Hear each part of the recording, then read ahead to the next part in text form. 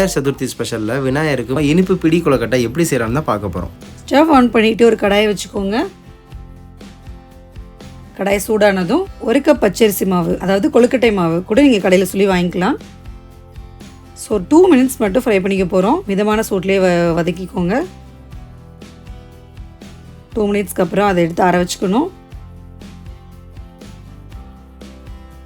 இதில் 1 ஸ்பூன் வறுத்தல் சேர்த்துக்கிறேன்.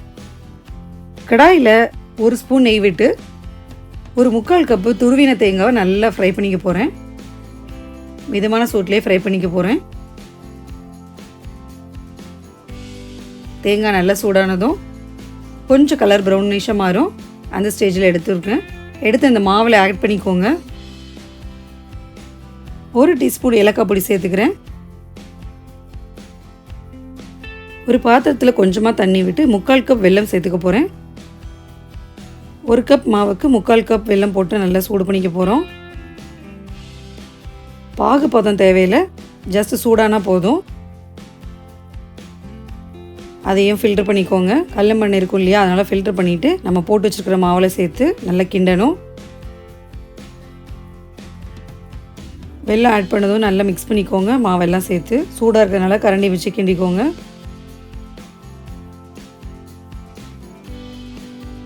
கொஞ்சம் கொஞ்சமாக ஆட் பண்ணி நல்லா கிண்டுங்க. ஒரேடியாக ஊற்ற வேணாம். கொழுக்கட்டை பதம் நல்லா வர்ற அளவுக்கு ஊற்றினா மட்டும் போதும்.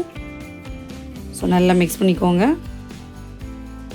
நல்லா மிக்ஸ் பண்ணிவிட்டு நல்லா ஆற வச்சுட்டு தான் கொழுக்கட்டை பிடிக்க போகிறோம்.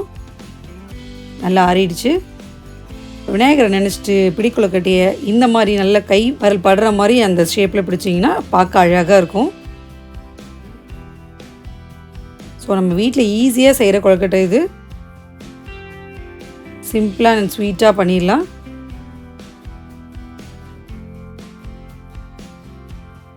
இந்த பாருங்கள், இந்த மாதிரி இருக்கணும். தான் பிடி கொழுக்கட்டை. ஸோ இதை என்ன பண்ண போகிறோம், இட்லி தட்டில் போட்டு அவிக்க போகிறோம்.